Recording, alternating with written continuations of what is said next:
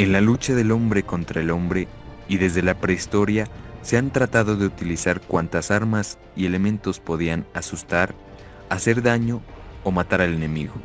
Por tanto, nos sorprende que la historia de los agresivos químicos comience muy atrás en la historia. Las guerras químicas se basan en una lucha armada, operaciones militares utilizando como armamento mortal las propiedades tóxicas de sustancias químicas.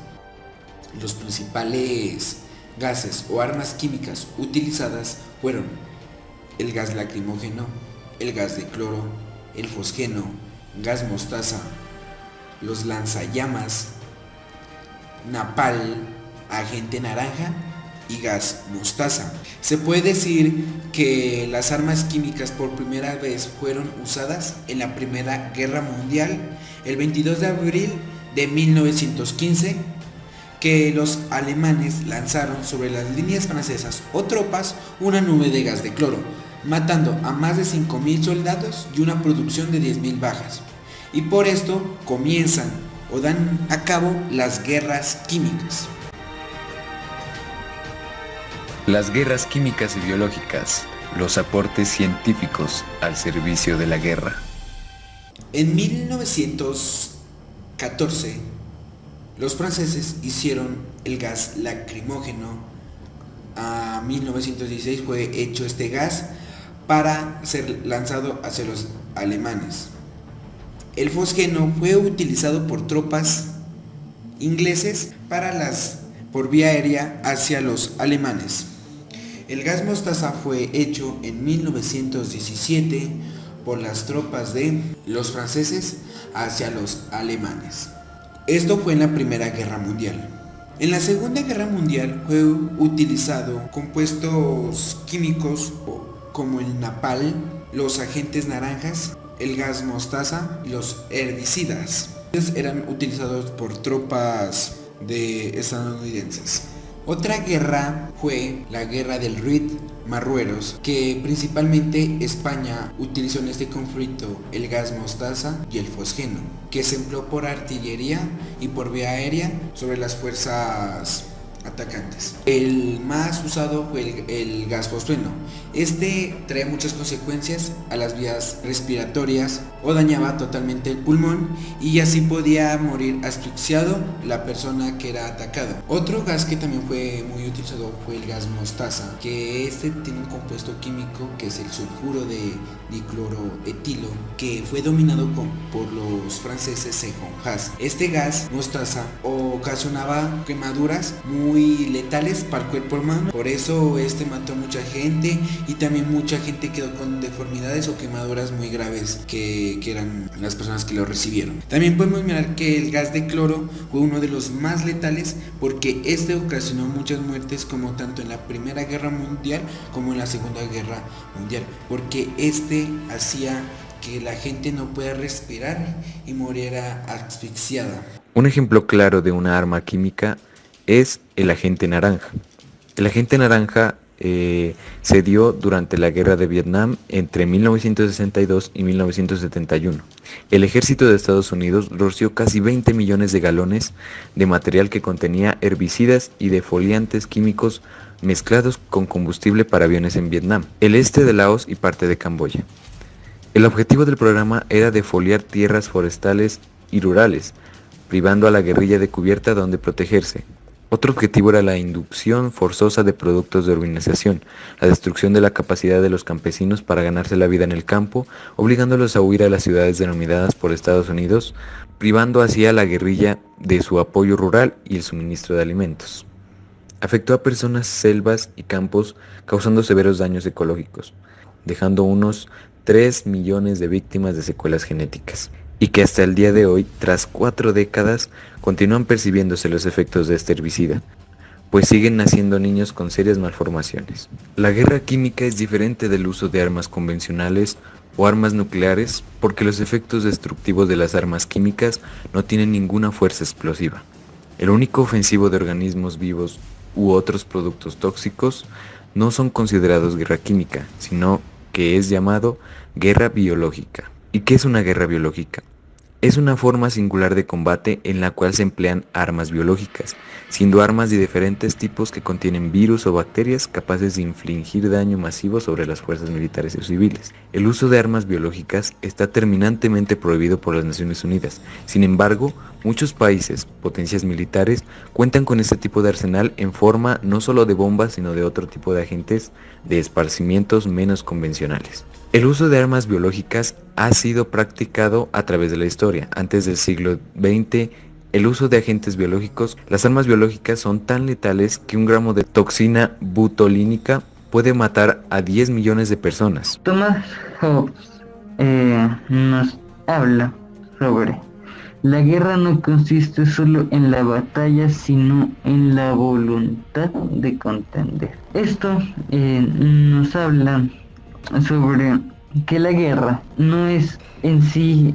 el hecho de las masacres, de las muertes, de cuánto daño se haga, de los efectos químicos, de las bombas, de todo lo que hagas, no, sino en cómo, de las ganas, de la importancia que le pongas a ese hecho, de la actitud con la cual se realice dicha guerra. Por lo que podemos ver que la justicia y la injusticia, las nociones de la rectitud y de la ilicitud no tienen lugar en la guerra, porque estas se van fuera del contexto de los conflictos bélicos, porque cuando cuando hay guerra se puede ver cómo se deja la humanidad a un lado y no hay justicia ni injusticia, no hay absolutamente nada. La incompetencia por alcanzar riquezas, honores, mandó a cualquier otro poder, lleva al antagonismo, a la enemistad y a la guerra. Porque el modo como un competidor consigue sus deseos es matando, sometiendo y suplantando o rechazando con el que compite. Eso es la guerra. Por consiguiente, relacionando un objetivo de desarrollo sostenible con este autor que decidimos escoger, el cual es Thomas Hobbes, nos encontramos ante una cierta relación en donde la filosofía de Hobbes y el objetivo de desarrollo sostenible, el cual escogimos, es que debemos promover sociedades justas, seguras, sólidas y ante todas de paz. Iniciando por la filosofía de Hobbes, él propone que el ser humano por naturaleza es antisocial de alguna manera, pero cuando éste debe autoconservarse, lo que lo lleva a imponerse sobre los demás, donde esto lo lleva de alguna manera a una situación de conflicto, la guerra de todos contra todos, en la que el hombre es un lobo para el hombre. Cierta frase que dijo Hobbes en su libro tiene que ver tanto con las guerras que ha habido a través de la historia de la humanidad, al igual también tiene que ver con este evento tan desastroso donde por culpa de la guerra murieron de miles de personas inocentes, donde por culpa del desarrollo de las armas biológicas para el mal de otras personas han muerto miles de personas inocentes. Como lo planteaba Hobbes, para construir una sociedad donde solo persista la paz, la justicia y la seguridad, es necesario que cada individuo renuncie a una parte de sus deseos y pasiones, y así logre llegar a un acuerdo mutuo de no aniquilación con los demás. Hobbes también decía que la humanidad debería utilizar más bien la razón para lograr crear un mundo, una sociedad donde ésta busque la paz, busque la seguridad y busque la justicia, dejando de lado las pasiones y los deseos causantes de tantos conflictos. De alguna manera, Hobbes decía que se trataba de un contrato social, en donde las personas transferíamos nuestros derechos hacia una persona, quien realmente sea el único capaz de hacer respetar aquel contrato social, y así se lograría garantizar una sociedad donde principalmente se promueva la justicia, la seguridad y la paz. La historia nos ha dejado claro que los seres humanos no somos capaces de controlar nuestras pasiones y nuestros deseos, llegando incluso a por culpa de eso, que las personas más inocentes lleguen a pagar. De lo contrario, en la historia puede volver a repetirse lo que la humanidad vivió hace algunos años, una de las guerras más desastrosas que ha vivido la humanidad. Una historia donde esté manchada de sangre, donde el hombre siga siendo un lobo para el hombre.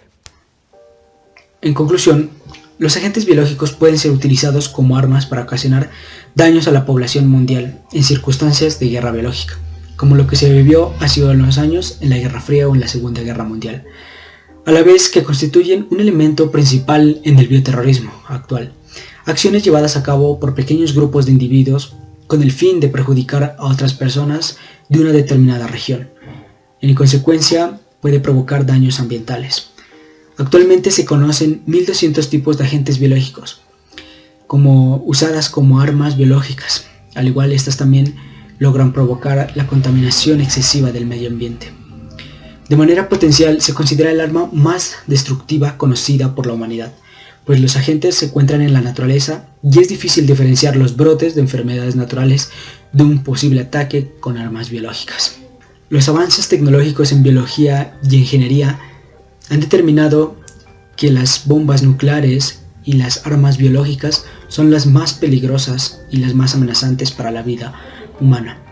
El empleo de las armas biológicas implica aspectos políticos, económicos, científicos y tecnológicos, también jurídicos y psicológicos, relacionados con su uso indiscriminado por los países, por lo que la biodefensa protege a las personas con el uso de medidas sanitarias contra los agentes biológicos.